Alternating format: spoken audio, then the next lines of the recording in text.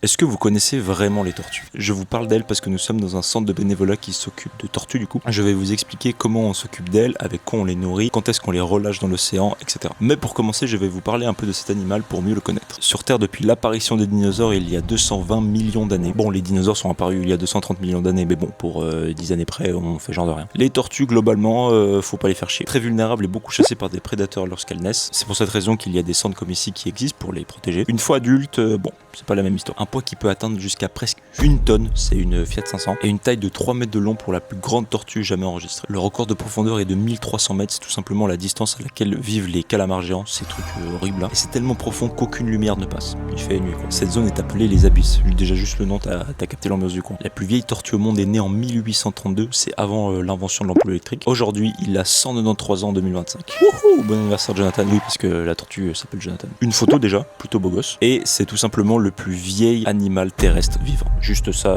stylé John. Comme toutes les tortues, qu'elles soient marines, terrestres ou d'eau douce, ce sont des reptiles, donc elles ont des poumons et non des bronchies. Donc doivent respirer de l'air comme nous. Je précise quand même, parce que quand tu vis dans l'eau, c'est quand même relou de pas pouvoir respirer sous l'eau. Ils peuvent rester sous l'eau entre 30 minutes et plusieurs heures selon l'espèce et l'activité de la tortue. Mais le record est de 7 heures, sans remonter à la surface. Malheureusement, aujourd'hui, le plus gros prédateur des tortues, ce sont les humains. Pêche accidentelle, chasse pour des bijoux, pour la carapace, pour les manger, tout simplement. Pour résumer, clairement, la tortue lutte, je sais pas comment on dit, je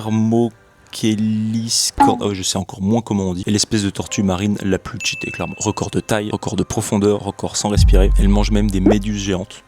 Petite info bonus, le sexe du bébé est déterminé par la température d'incubation de l'œuf, donc du sable. Plus chaud, femelle, plus froid, mâle. Voilà, je crois qu'on est pas mal en termes d'infos là. Pour revenir à nos tortues, oui, parce que c'était quand même le sujet de base, on travaille le matin et l'après-midi, il y a 3 grandes tâches réparties entre tous les bénévoles. Découper le poisson pour les nourrir, clairement la pire partie, j'en ai encore des séquelles. Laver les réservoirs où elles vivent, changer l'eau, nettoyer les cailloux, etc. Et en 3, mettre les tortues dans un réservoir spécial pour qu'on leur donne à manger. Quand elles ont fini de se nourrir, on les nettoie avec des petites brosses. On attrape aussi des crabes, on l'avait montré dans le jour 12, et quand on aura fini notre bénévolat, on pourra relâcher les tortues suffisamment grandes pour qu'elles puissent regagner l'océan.